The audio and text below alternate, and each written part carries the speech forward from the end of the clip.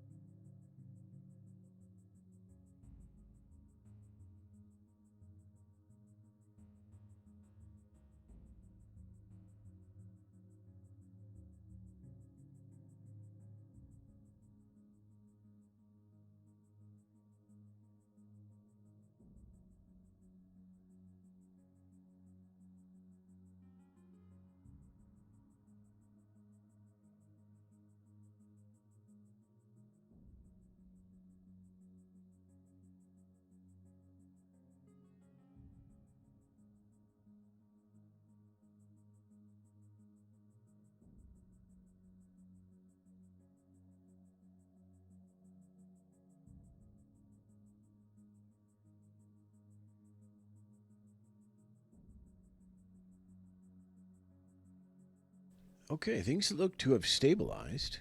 Uh, Signal looks good. Okay.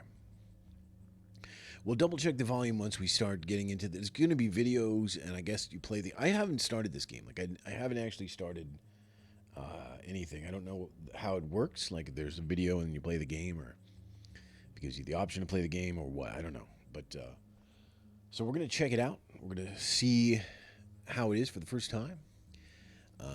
And like I was saying before I had to stop the stream, I have a history with 2600 and Atari, some Atari arcade games. So if if we come across something that I have a memory of, then we can talk about that. Should be fun. Uh,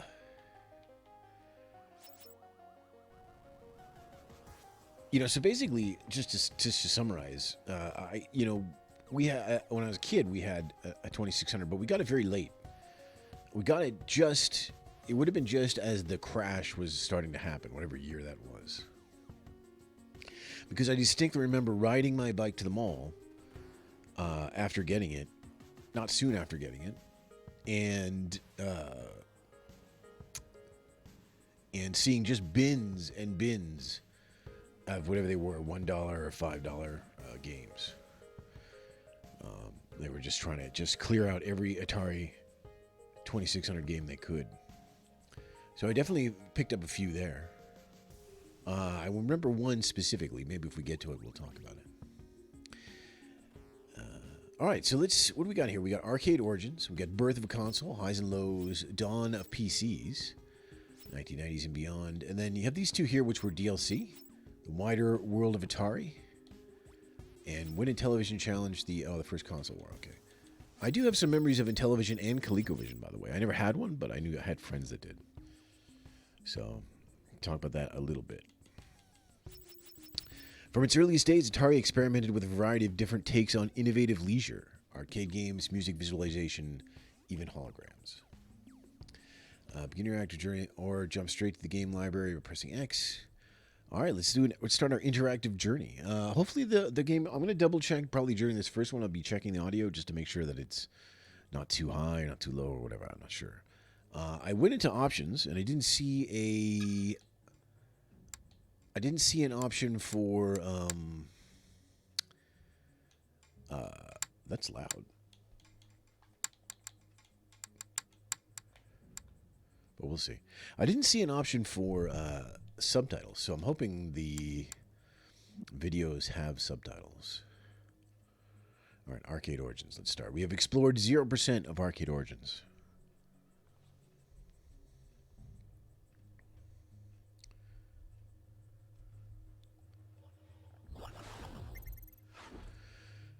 All right. In the beginning, in a world where pinball was king, two engineers dreamed that coin-operated games played on computers could become the next big thing. A company called Syzygy was where it all started. Computer Space. The first arcade game, Computer Space, was designed by Atari co-founders Ted Dabney and Nolan Bushnell and manufactured by Nutting Associates. It was based on the 1962 computer game Space War. You can zoom in on this. Look at that. Zoom in. Oh, look at pan image. Look at that. Look at that green. Eye-catching. Like you would have saw this somewhere, like out in a store or in a arcade or somewhere wherever they had these, and you would have been like, "Oh yeah, I gotta touch that." So futuristic.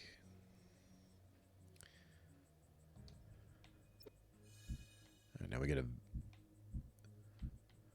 video. Let's check out the video. Play video.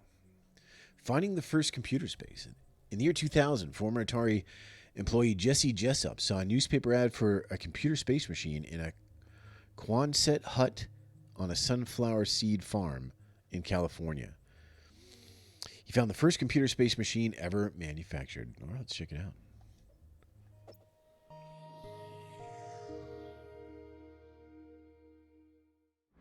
For some reason, I'm looking through the San Jose Mercury in the just random stuff section for sale. And I see world's first video game computer space. No price, just call. I'm like, wow, I'm pretty interested in this. So I called the guy. I said, so you got a computer space? Yeah. He goes, yeah. First game ever. Okay, great. What color is it? And he goes, well, what color do you want? I'm like, wow, this is getting very interesting because who has a whole bunch of computer spaces and who would know that they came in all these different colors? He goes, I got a yellow, a solid blue, metal flake blue, and metal flake red. And he goes, a whole bunch of other games too. Okay, great. Want to come up and see them. These were in a Quonset hut on a sunflower seed farm off of Highway 80 in Dixon, California, halfway between, the Bay Area and Sacramento. And these things hadn't been moved in, probably since 1975. And so I got in touch with Nolan and showed him the pictures and scratched his head, and then like a light bulb went off in his head. He goes, these were Ted Dabney's. These were Ted Dabney's units. This was his route. When he left, he took a route that we had, and he goes, this yellow one's the first one. He goes, I know it. That yellow one is the very first one. I kept the first one, which is a beautiful yellow computer space, and I kept Pong number 46, and we got the rest of them running and working as good as we could. We got it all for $5,000. I don't regret the purchase one bit. Not for a minute. Wow, it seems cheap. $5,000. We got a Syzygy company business card. Dabney and Bushnell named the company Syzygy Engineering after a term for the direct alignment of sun, the moon, and the earth during an eclipse. Alan Acorn, who had worked with Dabney and Bushnell the previous workplace, was the first engineering hire at Syzygy. That's a Syzygy. This is not a good name for a company. Syzygy. This was his business card during those early days. Let's check it out. Look at that. Oh, we can call the number. Hide captions. Look at that. Senior Staff Engineer. All right. Atari Inc. On June 27th, 1972, Dabney and Bushnell incorporated their company in the state of California. But the name Sigeny was already taken. Instead, they chose Atari, a term for the Japanese game of Go. The company briefly continued doing business with the name Syzygy.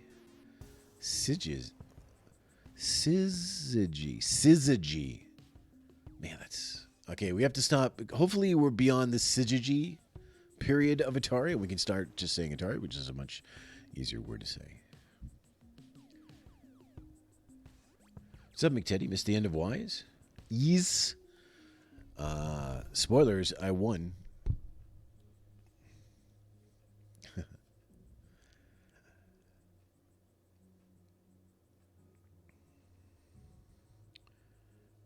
The final fight was kind of tough, but I soldiered through and won. How are you doing?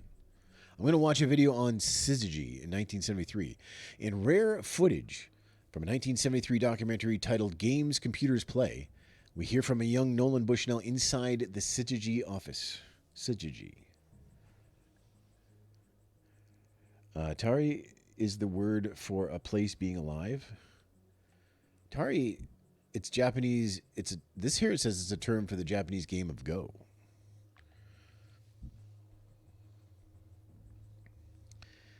I'm glad to hear you're alive. Enjoy this Syzygy video. Well, I'd say 30 years to pretty much the present. The arcades have been relegated to the back rooms and the side streets, and generally been an unsavory type of place. What we want to do is bring the amusement game to age. If we can give it a new zip and a pizzazz, it's going to be financially successful, as well as, I think, a very serious part in the leisure time activity of the American people. This guy knew what was up. The marriage of traditional pinball machines and computer technology. How's the volume, by the way? In the birth of a new breed of amusement games. And Nolan Bushnell is the man handing out the cigars.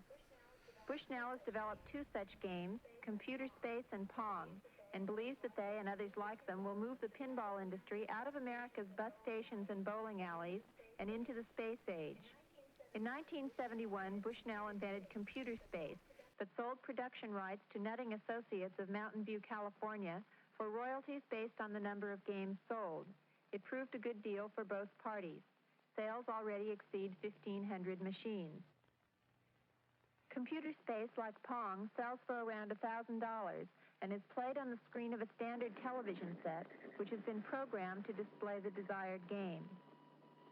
In Computer Space, the player controls a rocket ship, which is trying to shoot down enemy... Yeah, Nutting Associates, we've already been over them. Nutting and Syzygy. If the player scores more hits than the enemy saucers, he gets one free play. By the time Bushnell invented Pong in 1972, he was able to form his own company, Syzygy Corporation in Santa Clara, California, to produce the game. He has already sold over 1,000 machines and expects to sell 10,000 in the United States by the end of the year. Pong, as the name might indicate, is a game of video ping pong. The two players turn dials which control their electronic paddles and volley with an equally electronic ball. You think we could turn the volume down a bit? I'm just a little bit worried about the games and how loud they're going to be. The first player to score 15 points wins. While Bushnell did design and program both his games, the technology he uses dates back to the late 1950s. Thanks to research by the Defense Department in the wake of Sputnik, Bushnell is now able to act out his dream of a nation inhabited by thousands of Pong and Computer Space games. The government spent millions of dollars on this technology. Let me do it. And as a result, now it's cheap enough that we can put it into a game and sell it for 25 cents for a few minutes and make $1 out of it. It's something that the research and development really was done many years ago, and now it's cheap enough that with PC boards and integrated circuits, we can use that technology to our... You think still okay, or is that too much? The basic electronic unit of Bushnell's games is the integrated circuit. Each of these small chips is capable of storing large amounts of information. The program for a game is determined by specific combinations of these units to form a PC, or printed circuit board. The printed circuit board then tells the TV screen what to do. A single printed circuit board is all that is required to operate Pong, whereas 15 years ago it would have taken enough tubes and wiring to fill an average house. Bushnell first saw the commercial potential of video games in a game called Space War, which has been played at computer centers around the country for several years. We used to play Space War a lot at the AI project at Stanford, which is a big computer complex. And one day it just hit, this is a lot of fun. I put it up a little bit. Package it and sell it for a price. And, one thing leads to another, and pretty soon, from doodling on a scratch pad, you're actually working out some basic block diagrams, and from there you think, boy, it's going to work. All right. Cool. Notable and quotable. The genius of Atari was to create a fully formed commercial game that was designed for the masses and accessible to the masses. Eugene Jarvis, creator of Defender. More than just a game company, it kickstarted Silicon Valley. A lot of what we think of in Sunnyvale is a result of Atari. I wonder if they're going to get into the craziness of working there, because I have seen some documentaries and stuff about actually working there and what it was like. A lot of cocaine. I think that ethos of creativity and openness, that wasn't common back in the 70s and 80s, and yet Atari pioneered that. Wade Rosen, current CEO of Atari. All right, Pong. Well, here's the first game we can play. While Pong was not the first arcade game, it was the first successful one, selling thousands more units than Computer Space and bringing in many more quarters. It's no exaggeration to say a simple tennis game launched an entire industry. Zoom in on the Pong machine here. She's a looker. I'm a big fan of the wood grain. I'm a big fan of the wood grain. But this is how you play Pong. Let's be honest. Pong, not the most exciting game in the world. But, playing it standing up, shoulder to shoulder, where you got to spin that dial. That's the excitement. And then you're just kind of shoving the other person sometimes, and you give them a little elbow or something, just to keep them honest. All right, let's play Pong. Pong is the game that launched an industry. Atari's founders asked engineer Al Alcorn to create the game as a learning exercise, making its commercial success a very happy and lucrative accident. The Strong National Museum of Play inducted Pong into its World Video Game Hall of Fame in 2015. I don't even know if I can play this because I'm pretty sure Pong is only a two-player game. But let's see what happens. How do you start it? This way? No. This way? No. Here. All right. Yeah, so it's only two players. We'll just, we'll just, I'm losing. No, we can't lose to nobody. Hold on.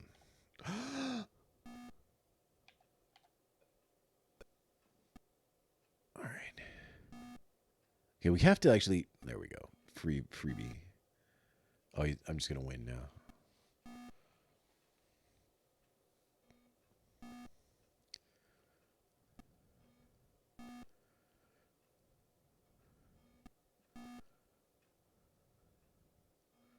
Is he going to get lucky and one going to go right down the middle, or?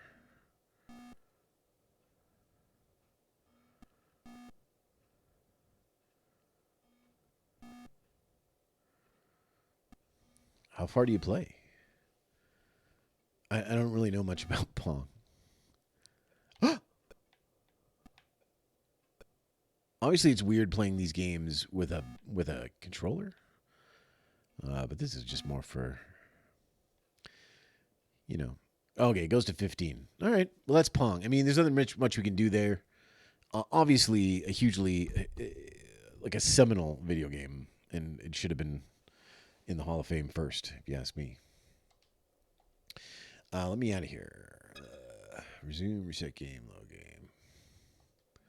How do you just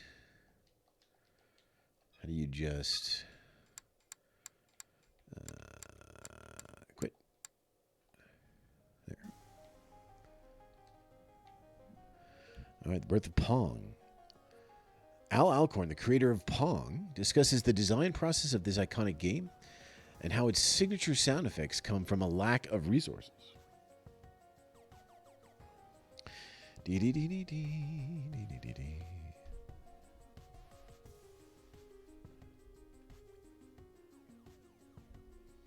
don't know if I ever had Pong on the 2600. I mean, was Pong on the 2600? Must have been. I mean, there were so many games like it, so I don't know if actual Pong was on it, but there must have been. I bet it was. I bet it was.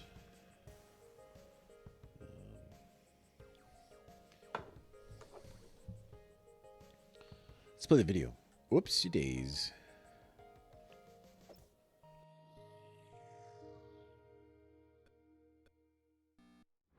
You know what the Atari motto is? Innovative leisure, right? Well, it didn't say innovative arcade games. It didn't say innovative video games. It said innovative leisure. It was broad from day one. I mean, Nolan always had a consumer game in his mind because that's what he hired me to do. And I wound up doing the wrong thing and making a hit coin-op game, right? When I was at Ampex, I learned how to make sync generators, synchronizing, the basic fundamental circuit necessary to get a TV signal, because we had to generate an analog signal. So you do that and you get the ball at one speed and you put paddles up, and it's a very, very boring game. And so I added the speed up and I added the angles off of that, just, to make it playable, interesting. And so it started getting a little interesting. That's cute. And Nolan said, well, it's got to have score. We had a pretty good game, and hey, great. So what are you going to do for sound? I go, sound? I'm already over budget. What am I going to do? Nolan said, well, I want the sound of a roar of a crowd of thousands applauding your win. And Ted said, I want boos and hisses. And I'm thinking, how do I do that? Listen, I got video. I got the goddamn game up. Now you wanted me to do this. I'll be right back. So I pissed around for a day and poked around. Sounds that already existed in the vertical sync generator and gated them out with the 555 timer. I love it. Years later, the sound is so well thought out, so appropriate. It was like, are you kidding me? It was just, just thrown together in spite of what the boss said. And so that was how Pong came to be. You can see those guys in the video were using like the dials. You have this very precise control with the dials that you don't really have with an analog stick, which has a dead zone and all that kind of stuff. Promotional flyer. Pong's original flyer still included the name Syzygy Engineering, but later materials accentuated the Atari name and Fuji logo. We've got 3 images here. The newest 2-player video skill game, Pong. Striking attract mode. Ball serves automatically. Realistic sounds of ball bouncing, striking paddle. Simple to operate controls. All solid-state TV and components for long, rugged life. 1-year computer warranty. Proven high profits. Low-key cabinet suitable for sophisticated locations. So, because it's wood, 25 cents per play. We got this one. New product, new concept, new company. This is the product that revolutionized the amusement game industry. And this is the company that conceptualized, designed, and introduced Pong. This is the company that now integrated digital computers, video technology, and laser film techniques into a host of new game breakthroughs. Yes, they did. All right, and here's another one. Just seems to highlight Atari more, I guess. Oh, it's got some specifications. It's the same highlights, I guess. All right. With other companies quickly looking to capitalize on Pong's success with clone machines, Atari looked to improve upon the experience. Pong doubles at 4 players get in on the fun. In the promotional photo are Joe Keenan, Nolan Bushnell, and Al Alcorn. Pong, look at the Pong doubles. Now, I've never heard of that. It's not something I've ever heard of, Pong doubles. Look at the bow tie on that dude. I bet you that guy was wacky.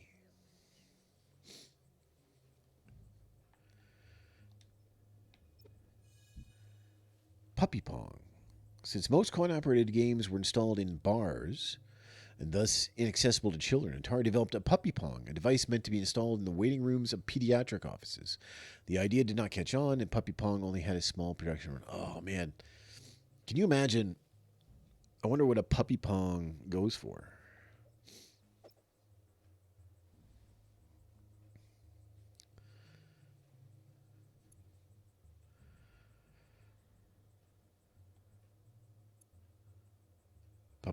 Puppy Pong, and Dr. Pong. Optional volleyball game for Dr. Pong.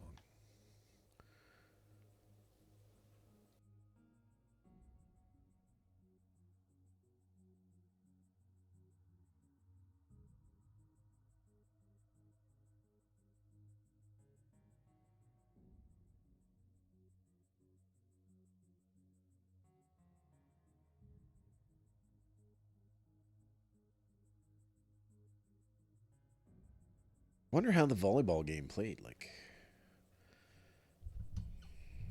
how would it be different? Was there a net in the middle and you could bounce it over the net or something? Oops. What do we do here? What's this? Oh, unplug the Pong circuit board and either a Puppy Pong or Dr. Pong unit replaced with the volleyball board. And you have a whole new game. Conversion is done in your office. No tools required.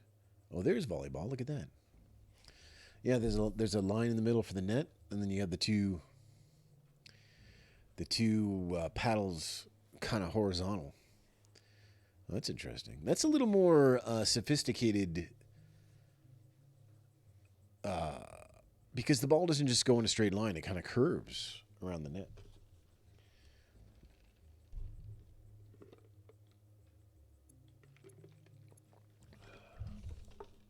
Here we have some actual things. There's a Puppy Pong.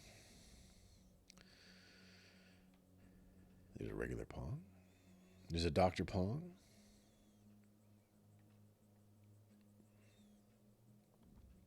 This Puppy Pong, though, is something.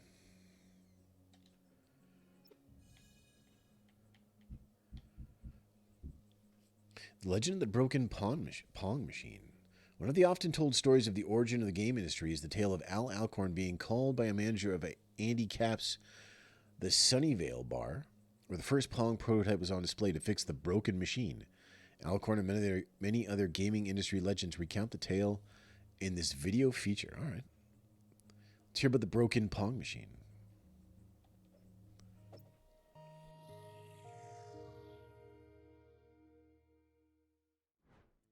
So everybody's heard the Pong story.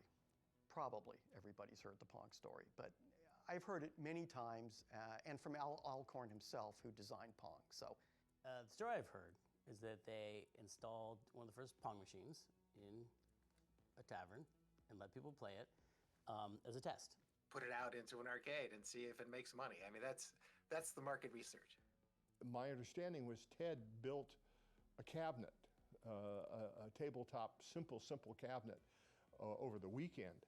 And a coin mech bolted to the side of the cabinet, tabletop type of big thing was sit on a barrel. Placing a interactive video machine somewhere and having people play it was still a relatively new concept. Nobody knew if it was going to go. Oh, what is the name of the bar in Palo Alto? San Jose? No, it was Andy Capp's. It was Santa Clara? Sunnyvale. So we'll put it in Andy Capp's. You know, it's a coin op game, be it fragile and humble. And so we did. Well, my memory is that he gets a phone call, the game's busted, which of course is the usual thing you get on a support line. It doesn't work. what is it, and in what way does it not work? Well, it doesn't work. The bar owner or manager at the time kind of yelled at them and like accused them of their game being shoddy because it had already broken down and it was no longer functioning or working. And they get a call, later on that night and like, hey, this fucking thing broke, come and pick up this piece of shit game and get it out of here. This fucking thing broke. I'm not gonna waste my time fixing this crap. But anyway, the machine, we got the word that it stopped working, and I figured it could be anything, and I'd go out there and take a look at it. And so I went to the machine, and the first thing you do is you want to try to play the game, because the machine was on in a tracked mode, so it was working, but you couldn't start a game.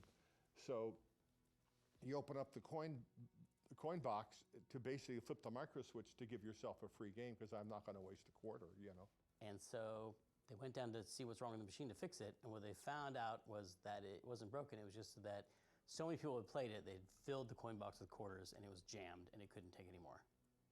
So many people had played it that it couldn't accept any more money.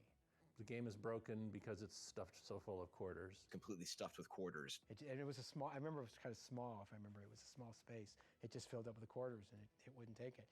When I opened up the coin mech, all these quarters just gushed out. So, whoa, that's impressive. It's the equivalent of like crashing a server when you launch a new website and it's so popular. So they crashed the server on Pong. And one of the other reasons it was also so popular is because you could play it with one hand while you're still holding a pint in your other hand. And that also was one of those things that, eventually many, many years later led to the rise of the fun barcades that we have, and we can enjoy now. As Al will always say with a little, twinkle in his eye, he goes, "This is a problem I can fix." Basically, the way it worked was you take the money, the deal you have, and you split the take with the owner of the bar. And so I did that, and I had this sack of quarters, and the next day I come into work, and I said, I got the machine fixed, and here's the problem. Goddamn thing's making too much money. And really? But it was one of those great moments where something that supposedly was failing was actually such a huge success that no one could recognize. It was truly the ugly duckling version of technology. Because remember, Nolan thought, he was like, this is just a placeholder until we get to design the really good game, because who's going to play this stupid shit-ass game? They went on to produce all of these classic, memorable arcade titles for years that allowed the company to survive and be so much more than a one-hit wonder. So that's my understanding of the history of Pong. It's a great story, if it's true. When a story is good, there's some doubt about it. Like, well, that's too good to be really true. It's probably a boring version of it that's actually true. It sounds realistic to me. I've kind of seen that happen in my own. And when you do get a really great game, the coins will just overflow, and it's kind of a cool feeling. Anyway, that's how that all happened. Yeah. All right, I never heard that story before. Apparently, it's very popular, though. All right, Space Race, 1973. For Atari's second game, it went back to space genre. Space Race challenged two players to get their spaceship to the top of the screen first, while dodging an asteroid field. Although space games would eventually be some of the top earners at the arcade, Space Race was not a success.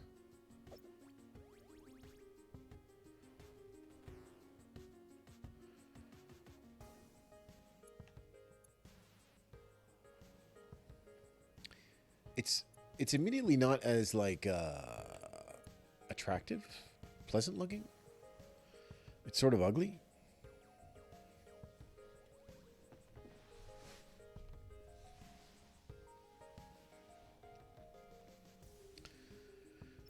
Hold on.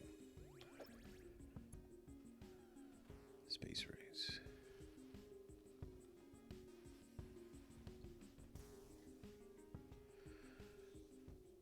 Super space gamesmanship. Player appeal. I'm not going to read this whole thing, but reliable, easy to operate for service, clean, contemporary look. Another winner from Atari.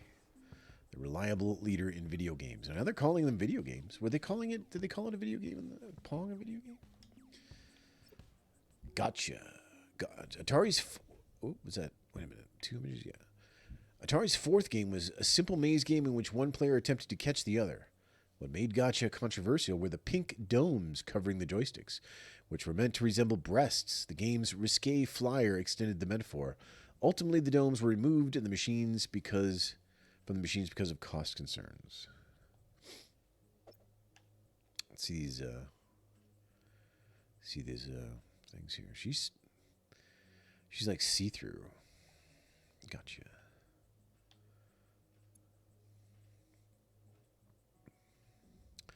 The pursuer, a square controlled by the single player. The pursued, a plus sign controlled by the second player. Lots of visual and sound action. Does it say anything about the boobs? Clean, contemporary look.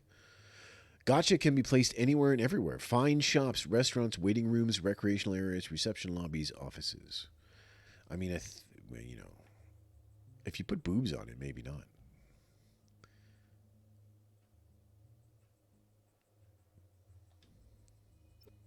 Did I look at the other one? Yeah. Touch Me, an Atari coin-operated machine called Touch Me, was not a video game, but an electronic device that challenged a player to repeat an ever-lengthening pattern of button presses.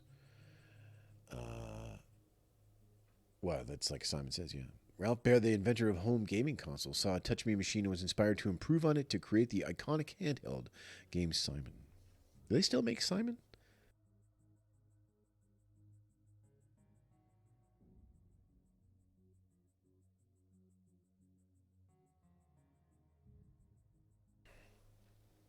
I'm going to see if they still make Simon.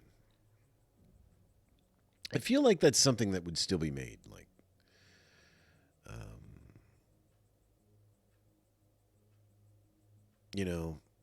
like they still make Monopoly. They still make those things.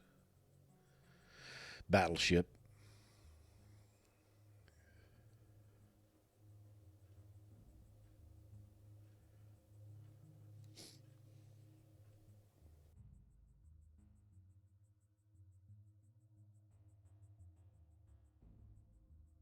Oh, yeah.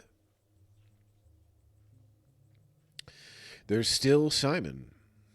Wonder what it sounds like. Does it still sound the same? Beep, boop, boop, boop, boop, boop, boop. I forget if it talked or anything. I don't think it did.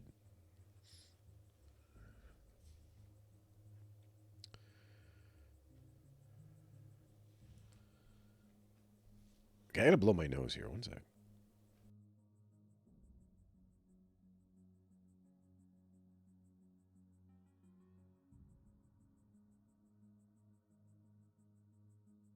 All right, let's zoom in on Touch Me. We got here. Each button corresponds to a specific tone. After the computer plays the tune with corresponding buttons lighting up, you simply repeat the process. Sounds easy. Just watch.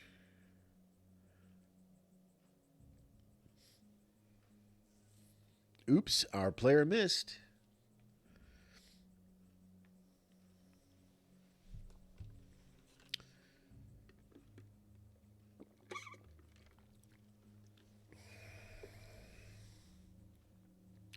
All right.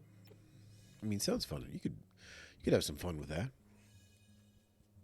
If you're out having a soda at the sock dance, or I don't know what happens in the 70s. Key games. When Atari was quite successful in 1973, it felt it was being held back by the fact that coin-operated machine distributors wanted exclusive agreements. So it created a competitor called Key Games, a separate company headed by Joe Keenan that would sell similar machines to other distributors. Key's game Elimination was released by Atari as Quadrupon for... Are you kidding me?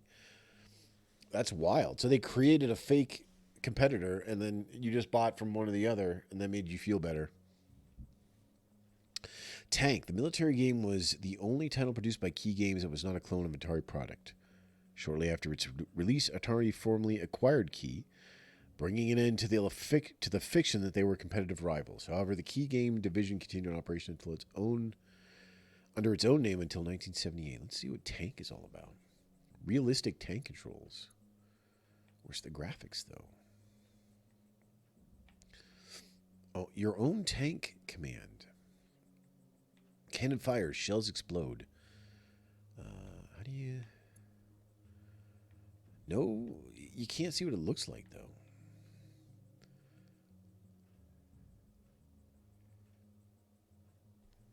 One coin operation. Tasteful, rugged wood grain, which I like. All plastic coin chute. Modern low profile look. Extra life pots with clutch knobs. Extra life pots with clutch knobs. Adjustable volume and realistic sounds. All right. Well, I don't know what this game looks like. Who knows? It's probably amazing. Here's Quadratank. Oh, we can play it. The first new entry in the Tank series since 1978, Quadratank is a 4-player twist on the classic tank combat gameplay. Developed in 2022 by Digital Eclipse, it combines features from all the tank games, even letting you play on ice. What? It's 4-player reimagining of Tank. Players as individuals or teams have a chance to choice of weapons. All right. I don't know if this is going to be... Okay.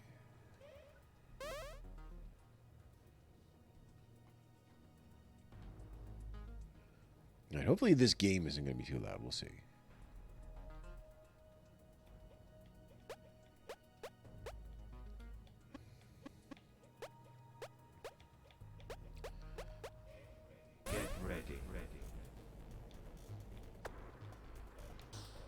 Okay, we gotta play with the 2 sticks.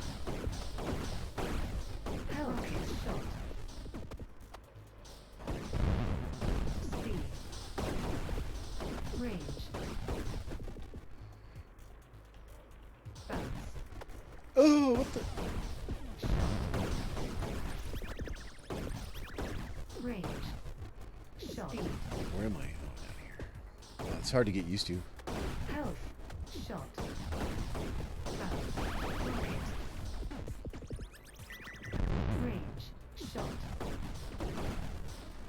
Rocket. It's hard to wrap your brain around turning. So it works with both sticks, right? Like virtual on kind of thing, where you have to,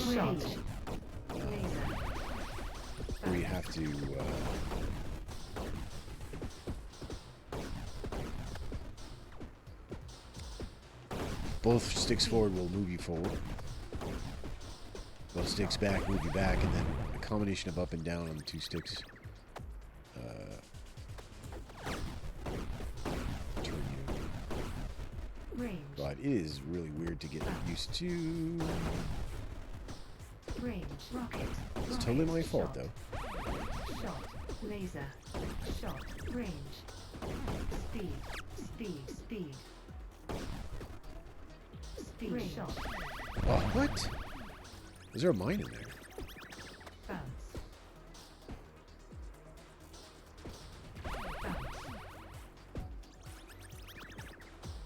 Shot. Shot. What? I hit him. Oh, yes. Shot. Shot. Bounce. Range. Laser. Laser. Bounce. Range. Speed. Oh, get him, get him, get him, get him. Yes. Yes. All right, you know what? This game's all right. This would kind of be fun to play with a bunch of people.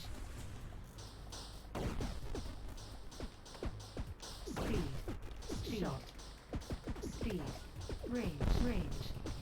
Range. Shot. Also, by the way, there's no Atari 50 Range. that I could find on Twitch, like the category. So I put like Atari something, greatest hits or something. But there was no Atari 50 at all. I'm gonna play this again.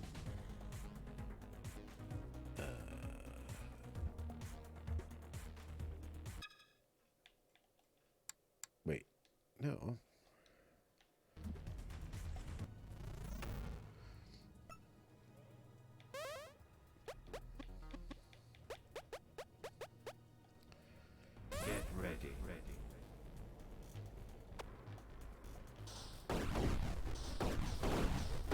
speed, range, rocket, shot, laser. Speed, Oh, when they get closer, you panic. Get him. Yes. Oh, man. rocket, Huge. shot, range, shot, speed, laser, bounce, I just got totally confused. bounce, bounce, shot, speed, speed, range, range, shot, shot, laser, laser, range, shot, bounce, range, laser, rocket, All right. Yes. health, It's so tense because controlling's hard. Bounce. This guy. shot, What's he doing? health, speed, speed, Oh, I got him, but he got me. Fake news, man. That's fake news. bounce, speed, speed, shot, laser, shot, health, shot, rocket, rocket, speed, shot, range, Everything just, speed, shot, shot, everything just exploded. Look at all this stuff in the ground. speed, laser, Laser. shot, speed, shot, Laser. rocket, laser, range, shot, bounce, range, speed, shot, rocket, Man.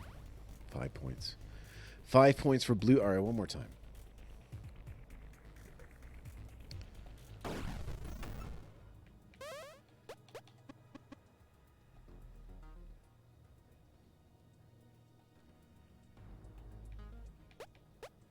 I accepted. What?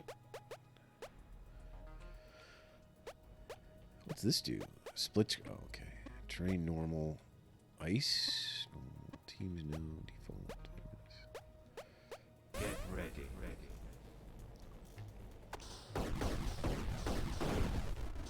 shot, speed, range, rocket, shot, Of course, there was no, you only had one stick on a 2600 joystick, so something like this would not be possible.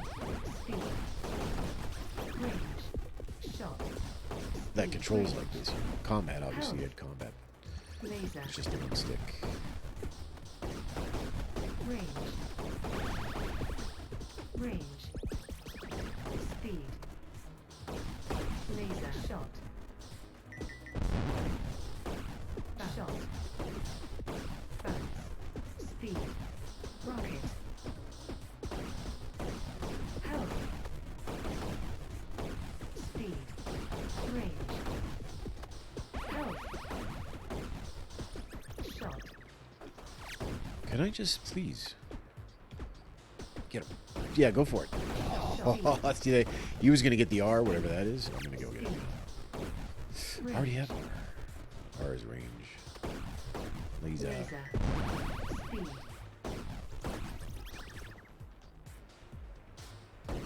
shot, Laser. shot, laser, rocket, range, shot, rocket, rocket, Oh, he had too many. Ah! Oh, that's not fair. All right, forget it. All right, main menu. Main menu. Wait, how do you? Quick game. That's interesting. Released in 2022. From transistors to CPUs, early arcade games like Tank and Pong were not software programs. Instead, they were built purely out of custom computer hardware mounted on massive motherboards. The 1975 release of the incredibly affordable MOS 6502 processor meant that Atari and others could now program their games in software. Home Pong.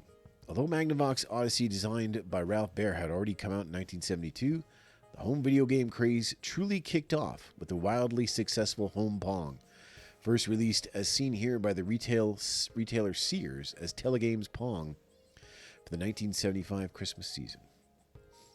Yeah, look at that. Look how nice that is. Imagine having one of those in 1975. Imagine 1975, you got one of these at home. You're like living in Star Wars.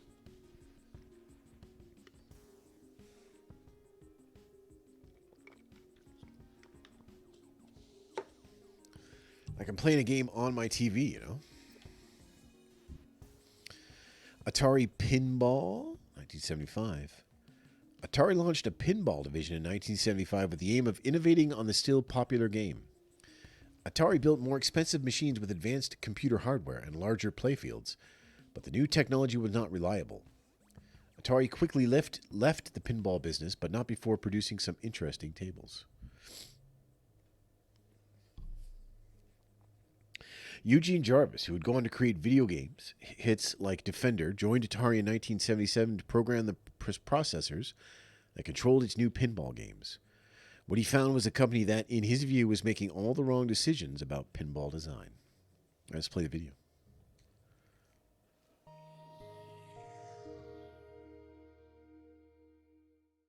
I mean, Atari really, why were they in the pinball business? You know, here they had this tiger by the tail of video games, you know, just this supernova of creativity and possibilities, and you know, they were nailing it left and right, creating new genres every other week.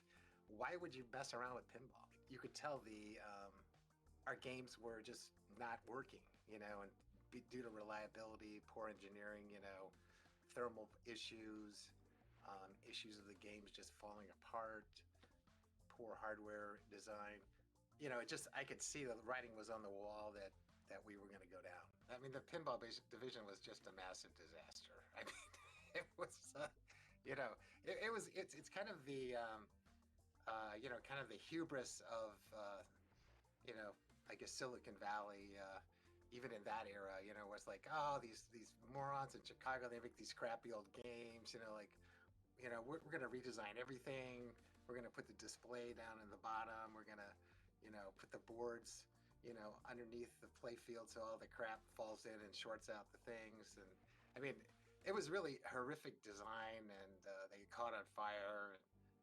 The solenoids, they used this thing called rotary solenoids, which burned up and the screws fell out. And, you know, it was kind of a, you know, just a complete disaster as far as like design and also testing. And so there was a lot of games that caught on fire in the early days. So, but they made a lot of money when they were working. You know, I think the programming was awesome because I did it. You know.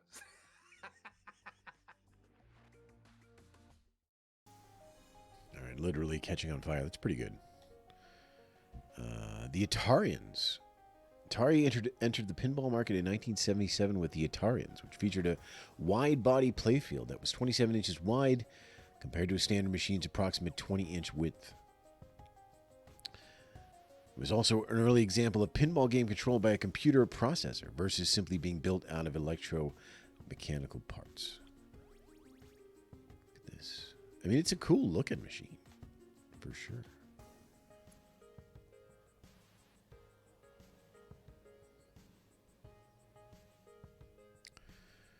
It's a flipper game. They don't want to call it pinball. They were something more than pinball.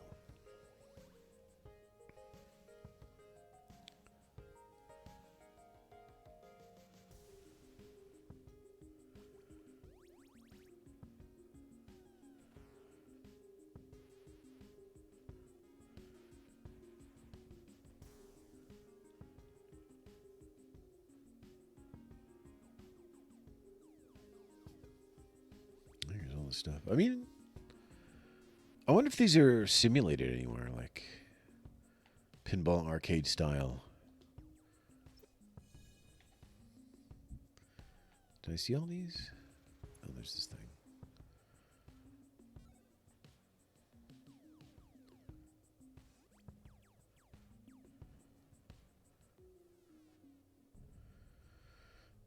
built-in easy maintenance features, except for the. Did it come with a fire extinguisher? Time 2000, the first pinball machine for which Jarvis did the programming was Time 2000.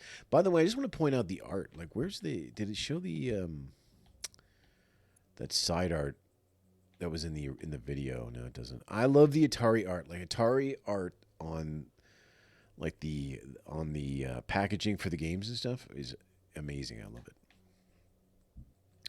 The first pinball machine which Jarvis did the programming was Time 2000. Like the Atarians, it featured wide body playfield and more scoring opportunities and more ball action. Keeping with the time theme, it featured 2 clocks in the playfield that advanced bonus counters, designed by Martin Rosenthal. I wonder if this do they learn their lessons about the machines catching fire?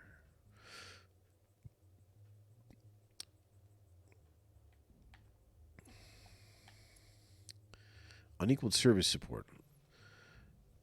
Toll-free customer service. Doesn't say anything about catching fire or not catching fire. Has a built-in self-test. Chipped lamps, options, switches, okay. I wonder if anyone has... There must be some working somewhere, right? Still? But then you'd have to, you'd probably want to not keep it original. You'd want to replace the things that catch fire. The first pinball game designed by Steve Ritchie, who went on to create famed machines like Black Knight and High Speed, and who still designs pinballs to this day. Programming by Eugene Jarvis. Yeah, this artwork. Look how good this is. Look at this guy on his space jet or whatever that is. Then there's a volcano and an eagle. Some rocks falling out of the sky. And, this guy. Yeah, just the art on these things is so good. We got 3 images.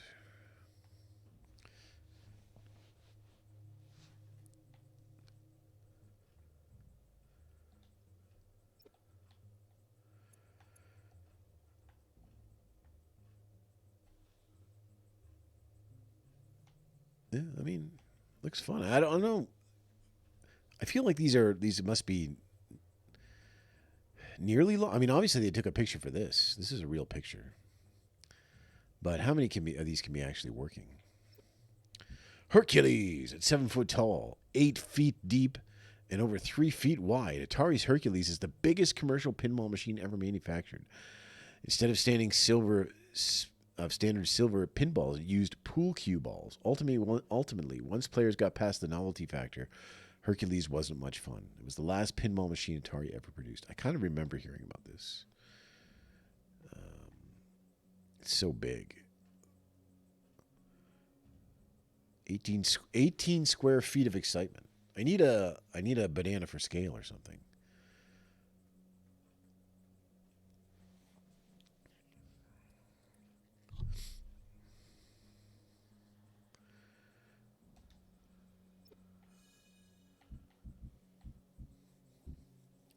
Breakout, famously designed by Apple founders Steve Jobs and Steve Wozniak. Breakout was essentially a single-player Pong in which the player had to continually deflect a bouncing ball back to the top of the screen to break rows of bricks. It was a smashing success, including in Japan, where it inspired the later creation of Space Invaders by Taito. All right, we can play Breakout. I think we should, because Breakout's a pretty cool game. I mean, without a paddle, it's not as good. It's not going to be as good, but... how do you start the game? There it is.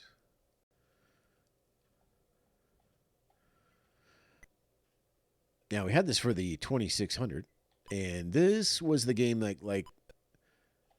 parents didn't play a lot of video games, but they did play some 2600 stuff, I remember.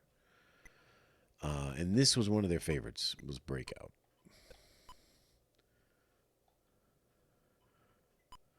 And Breakout's a cool game because it's really satisfying to get the ball up over top the whole group. And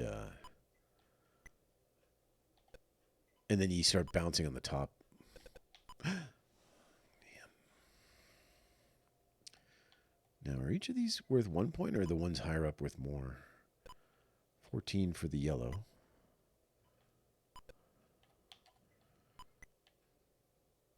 No, yeah, they're worth more. That's good. That's good scoring.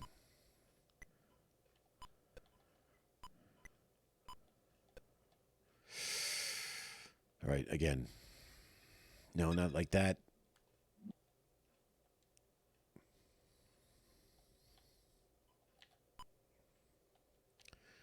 It's pretty not good with a stick.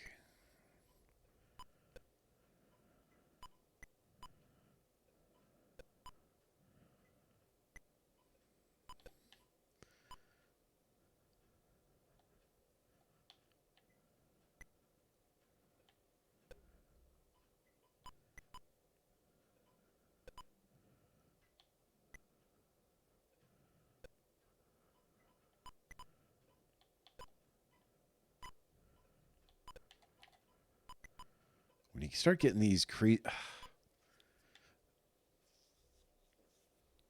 it again.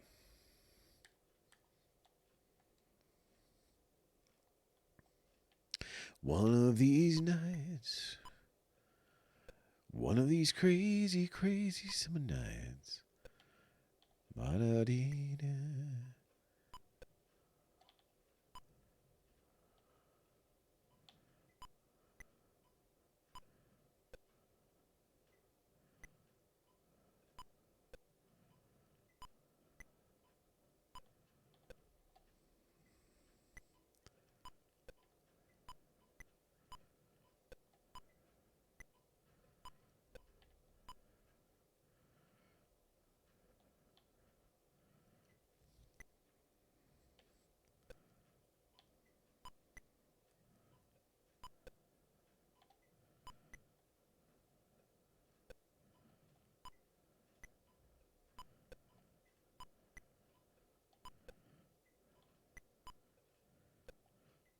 Well, you notice here, by the way, that the things aren't actually colored. It's just a like an overlay on the screen that changes the colors. Oh, man.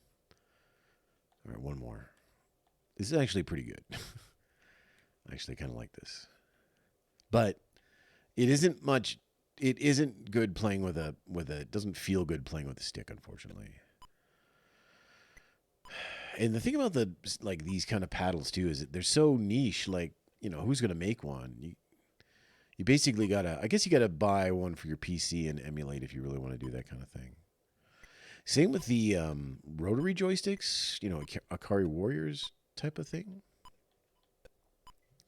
Very niche, but they play so much better when you have the real hardware, or at least a facsimile thereof. Oh man.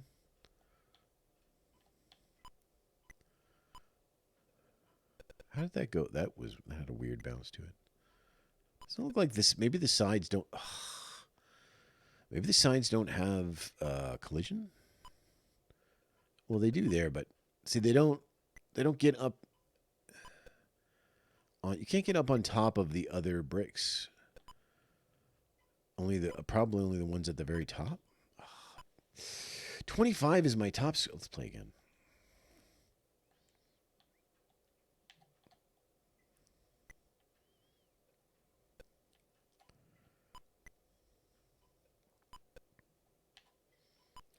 Boop beep boop. Boop boop boop. But up. Boop. Beep boop. Boop. Boop. Oh, that. I demand a recount. One of these nights, one of these crazy. Oh, off the edge.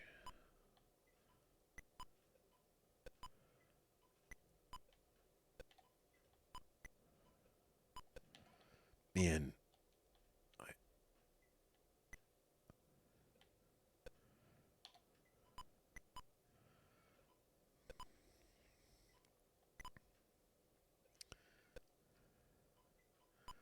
Kind of just want to keep playing Breakout, but I think we have a lot to cover. But Breakout, turns out I like this game. Turns out. I really want to get above, like get up top and start smashing from the top down. It's so good when that happens.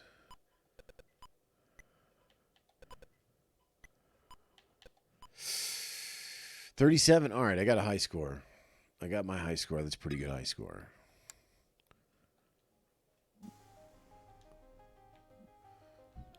Promotional flyer. The Atari logo on the breakout flyer includes the company's original tagline, Innovative Leisure. Adjustable to fireball, stand play option, color overlays on playfield, anti-reflective hood, sound effects. Ooh, that's hard to read.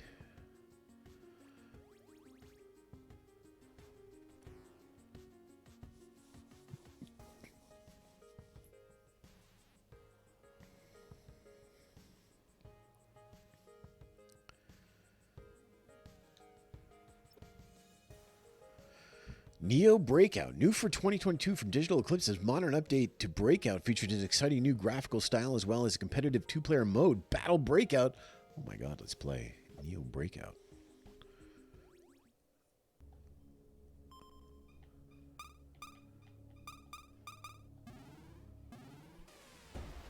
Oh wow. Oh, the points are good too. They they gave you bigger points. That's smart. That's smart. Neo Breakout. I have noticed a lot of Atari releases lately, like the redoing, you know, like Yar's Revenge and stuff. Like I've seen that. Who knows how good they are, but it's cool they're trying something.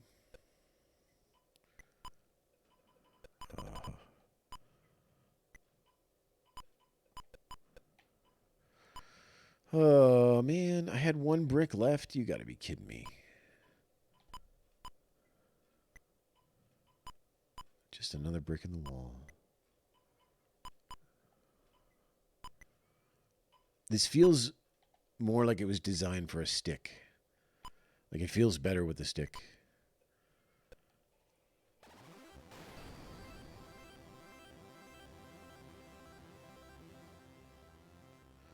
Time breach. Time barrier breached.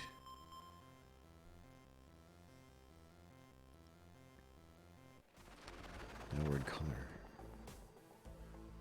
Is that a multi-ball on the inside?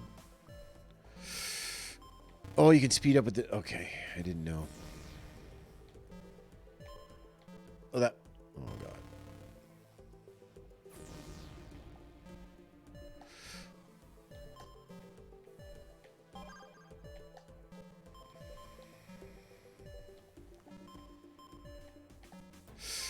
Come on now.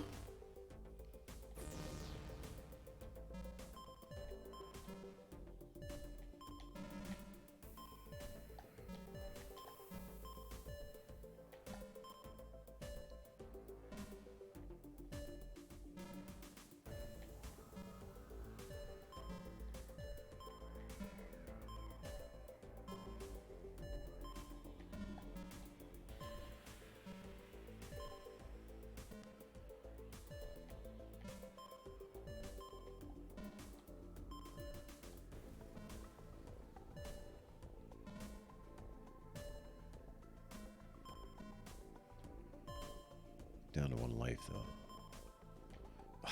Just let it go by like a fool.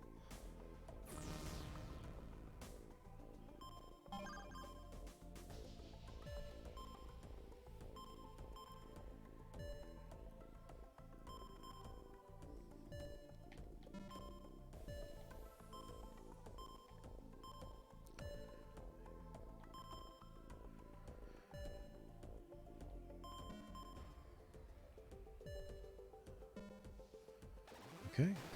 I need an extra life. When do I get an extra life?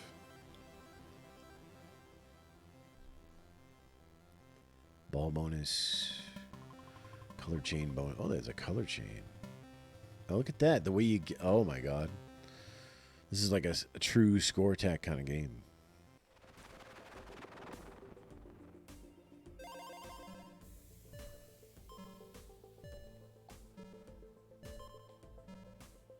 what's going to happen when it goes all the way around.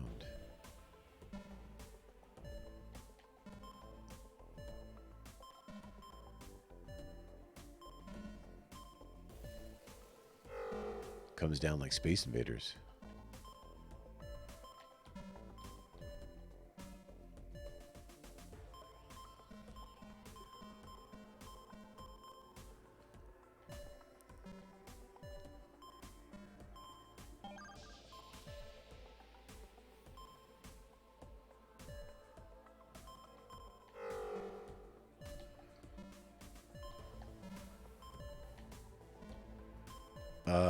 This game is good. This is a good game. I like this game.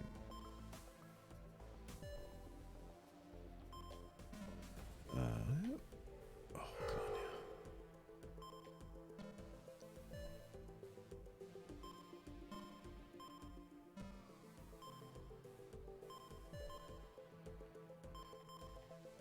now. You know what's a good game, breakout game, is Warlords. And that's a great game on the Atari, on like the 2600. If we get to it, we'll talk about it some more.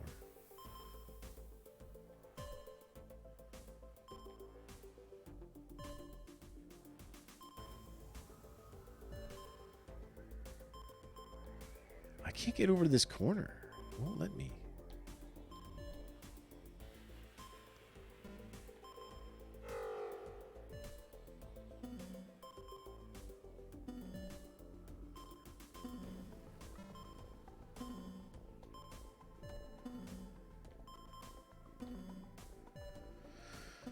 Come on, man. Get over there.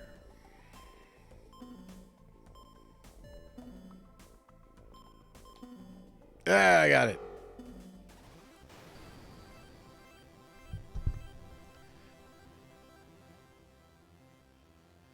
All right, you know what? Let's take a little chill break here, and then we'll play some more of this. I think this game is good.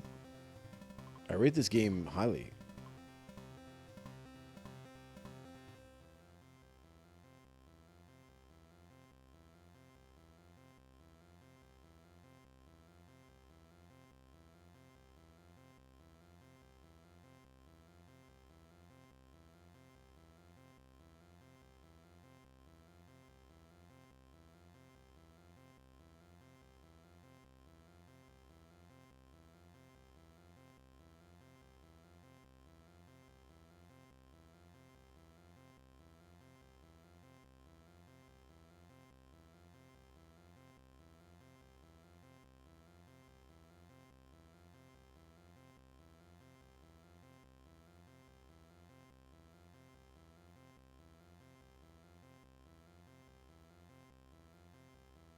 Like, I probably would have paid some amount of money for this separately.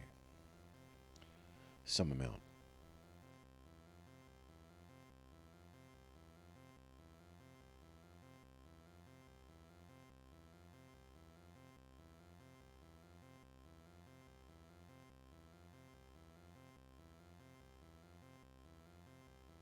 Let me just take a minute here. I'm going to get up and refresh my drink and et cetera, and then I'll be back in about a minute and a half or so.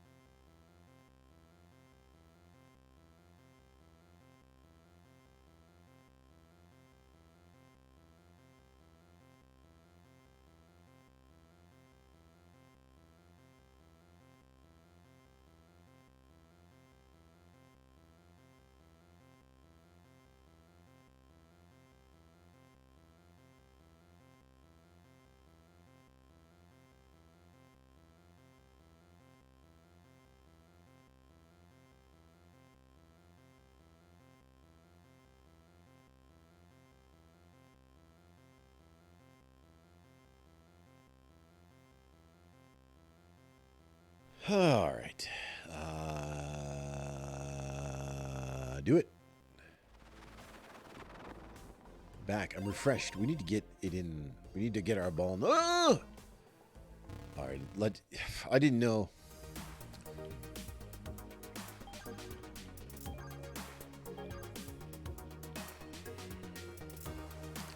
I didn't know that it would just release automatically eventually. All right. Good enough. That game is good, though. I would play that again. I might, might play that again, in fact. All right.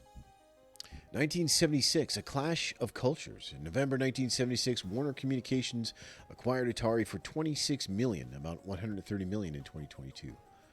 Atari's main reason for seeking a buyer was that it needed funding to produce its first game console with interchangeable cartridges, the Atari VCS. But the marriage of Atari's freewheeling spirit and Warner's corporate culture would prove an uneasy one. Why Warner wanted Atari? Warner Communications, for its part, was eager to expand its entertainment holdings, seeing video games as an entertainment industry with growth potential.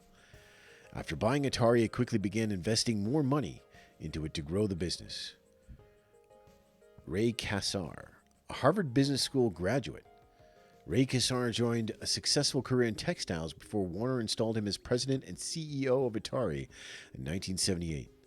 Kassar led the company through its most intense periods of rapid growth and enormous profit, as well as its most dramatic financial losses. Oh boy.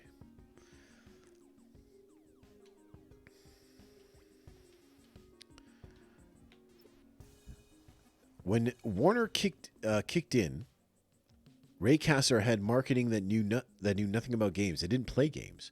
Marketing told engineering what to do and basically turned it into a stodgy, old, calcified, filthy rich company. Al Alcorn, former Atari vice president of R&D. In came Ray Kassar, and now there was a new mindset. The new mindset is, we've got a cash cow, we've got to milk the crap out of it. Howard Scott Warshaw, designer of Yar's Revenge. I didn't think Ray ever really understood the value of engineering talent that he had. Wendy Allen, designer at Lunar Lander. A fateful shirt. Relations between Atari's designers and the management and Warner did not improve when executive Ray Kassar called the designers a bunch of high-strung prima donnas in a newspaper interview. In response, the designers printed these shirts, which read, "Just another high-strung prima donna from Atari," and wore them to work.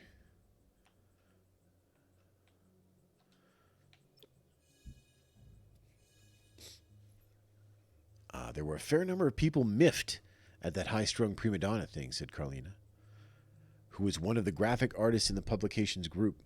We just thought a little and said, that'd make a great t-shirt. Mike Alborough, former Atari programmer. Alba. Former Atari programmer, okay. Did they do drugs at Atari? One of the often heard stories about Atari game designs that the drugs were often involved. We put the question directly to the designers who were there and found that everyone's experience was quite different.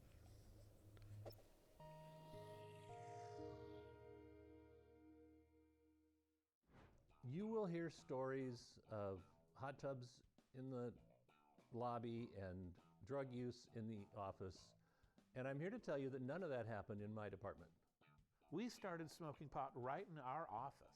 Rob and I were like the premier pot. Sorry, Rob.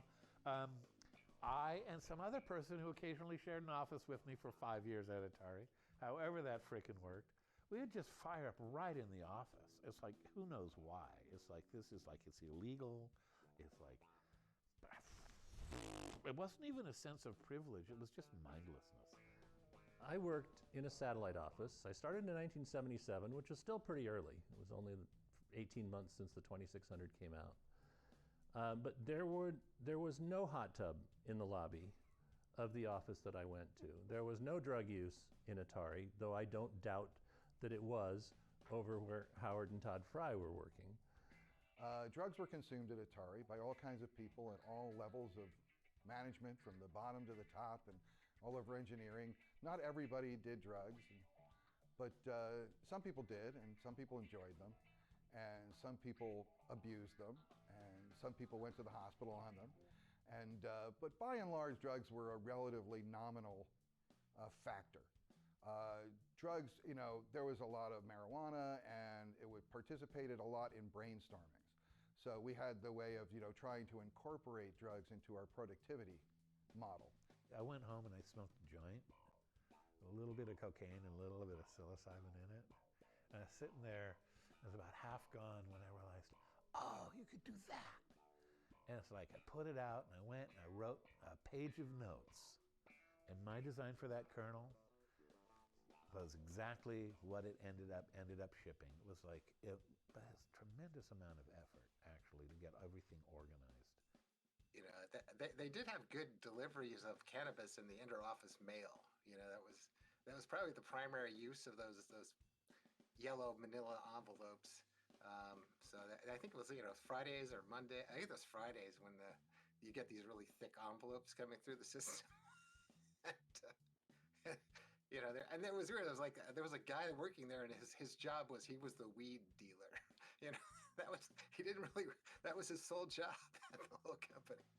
And there was a very straight German VP of hardware down the hallway in the building. I have no idea. And he complained to management about the smell of pot smoke in the corridors. So they got him an office in a different building. All right, that's a good story. I have been asthmatic since I've been 12. I need drugs to breathe. I did not do drugs because drugs to me were something that let you get up in the morning, you know, and breathe. So and nor did I think I wanted to mix those things. The high of me was doing the work, and I was always a happy guy. So I just didn't feel I needed it. So I never did drugs, but there were a lot there. Don't put too much stock in the fact that every Atari employee was stoned out of their minds while making games. I mean, there was all kinds of drugs consumed at Atari, but the real drug at Atari was going into a store and seeing your product, seeing your game on a shelf.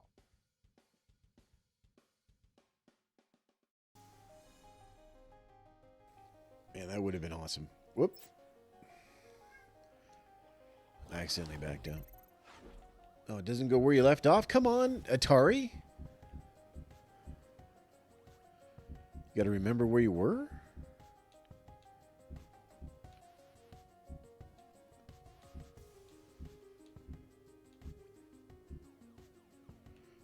We're here now. Sprint 8. An 8-player driving game. Sprint 8 was a massive cabinet that featured 8 steering wheels and 8 sets of gas brake pedals arranged around a monitor and pointed upwards, allowing 8 friends or enemies to race simultaneously. We can play this one. Is this just a CG rendering or something? Yeah, I think it is. It's not real.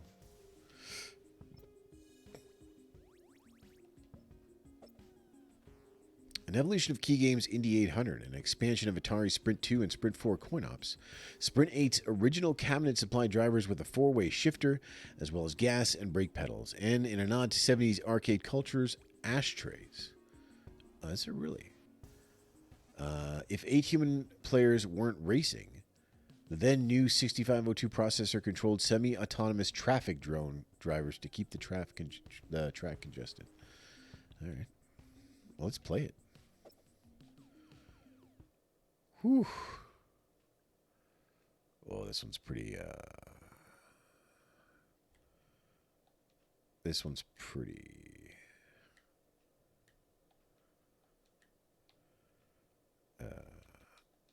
how do you, oh, wait. All right, those are my shifter buttons. How do you,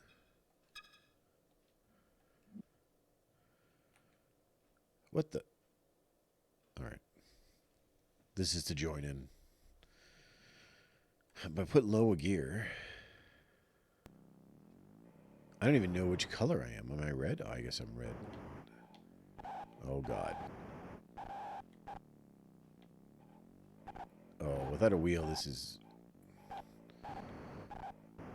Okay, all right, wait.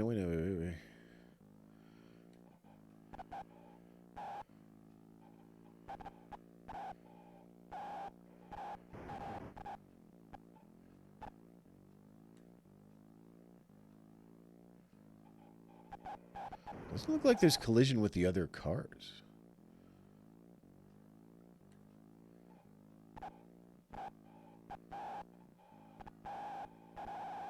All right, you know, it doesn't look interesting, but the physics on the car, I could see how playing this with the wheel and in your, you know, your full setup with your shifter and your wheel and your brakes, and that'd be pretty. Ah, God, I was.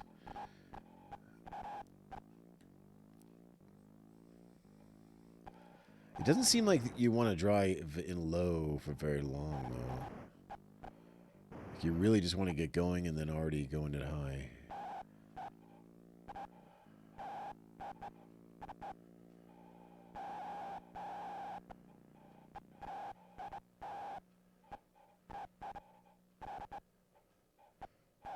Not sure what. Oh, God. I'm not sure where. How do you know who's and where? And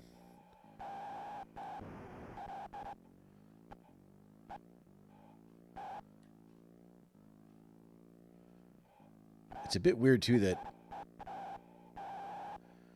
I guess I'm player 1, so that puts me at the top of the screen on the opposite side, which I guess is how the real game was.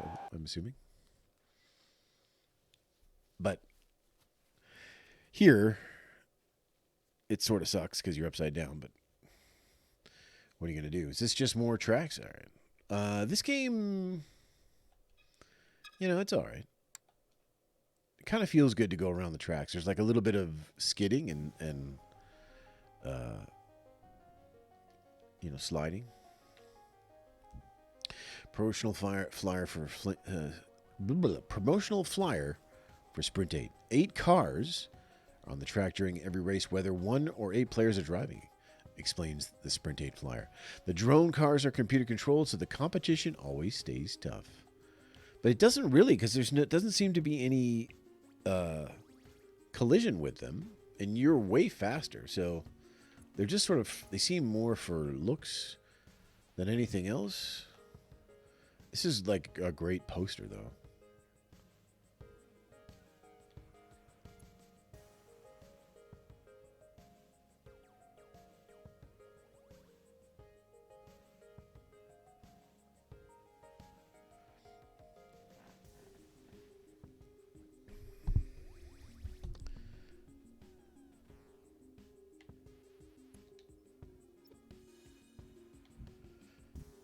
Atari Video Music, the first electronic music visualizer ever sold commercially. Atari Video Music could be hooked up to a user's stereo system and television set to display psychedelic visuals reminiscent of Atari VCS graphics.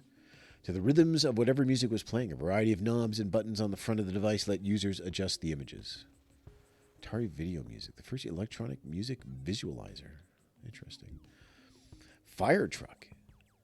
Oh, we can play it. Based on designer Wendy Allen's previous game, Superbug, Fire Truck is a unique 2-player cooperative game in which one player sitting in the cabinet steers with the front half of the fire truck while the other player standing behind the seated player swings the rear half. Wow. How am I going to play this? Featuring a cabinet with 2 steering wheels, Fire Truck was the first cooperative arcade game. One driver steered the truck's cab, the other piloted the trailer. Creator Wendy Allen, formerly Howard Delman, says the horn button serves no gameplay purpose. It was put in there just for fun. All right.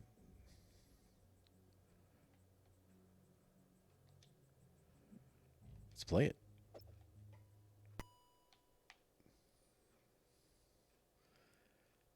Easy track. What do we do? Front start? Press start. I did. Wait. There we go.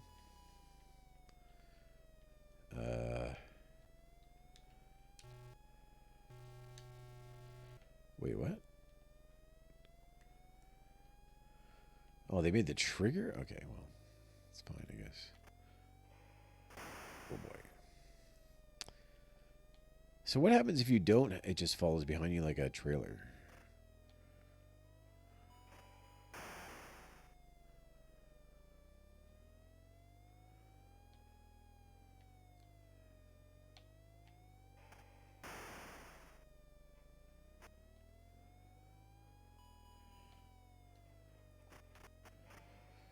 Oh boy. Only have a score of 20. Okay, do I have brakes? It doesn't feel like... It doesn't... There are...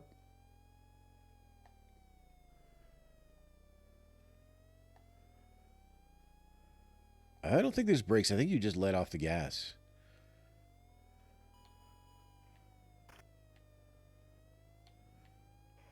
Oh, that wasn't a crunch.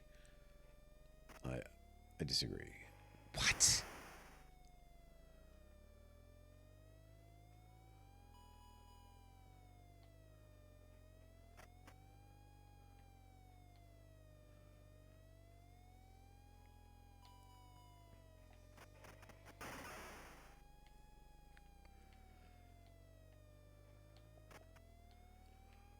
Oh.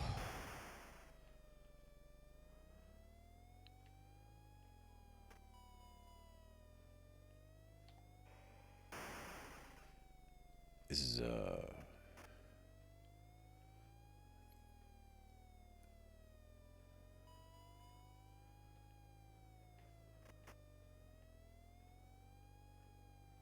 How do you get score? Just checkpoints?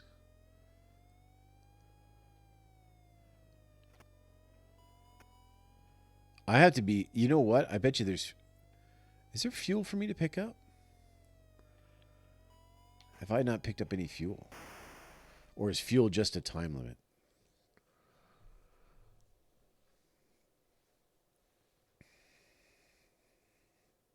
Is there a... how to play?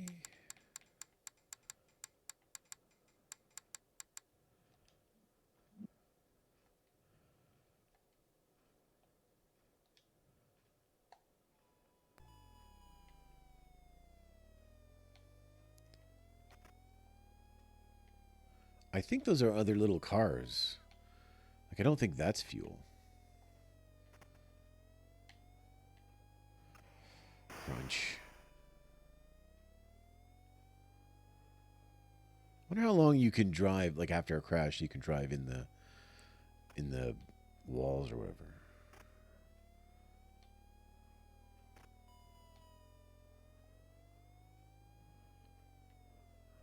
These cars were double parked.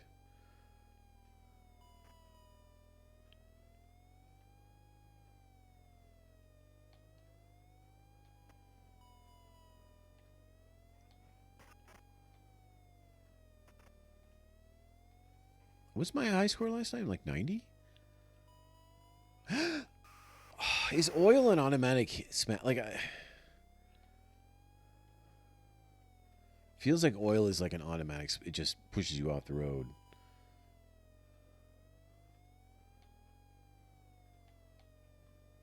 Oh, man.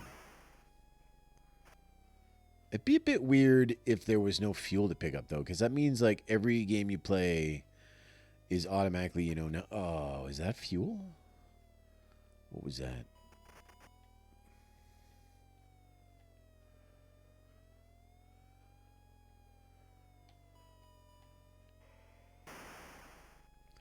Do we ever get to a fire? Seems a bit weird to never get to a fire.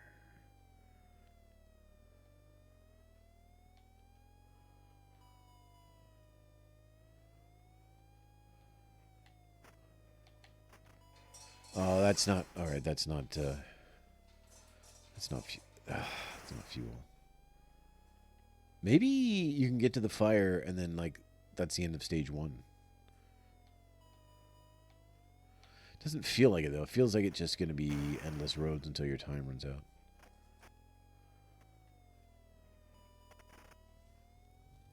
Every day is a winding road.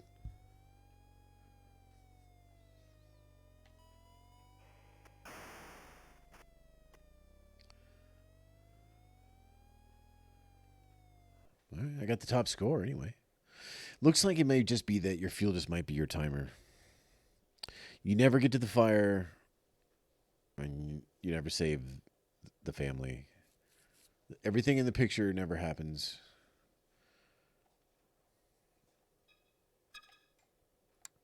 That game's okay. Superbug, the first game programmed and designed by Wendy Allen, nee Howard Delman. Superbug was a racing game featuring a bug-style car.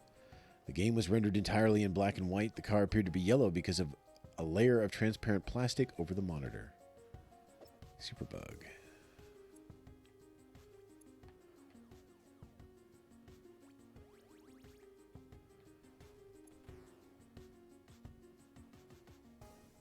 All right. We got Fire Truck.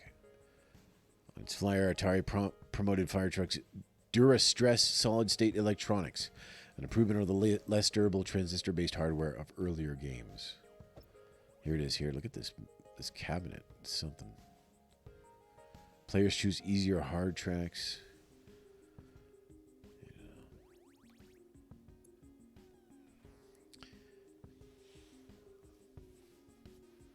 It doesn't say coinage for languages.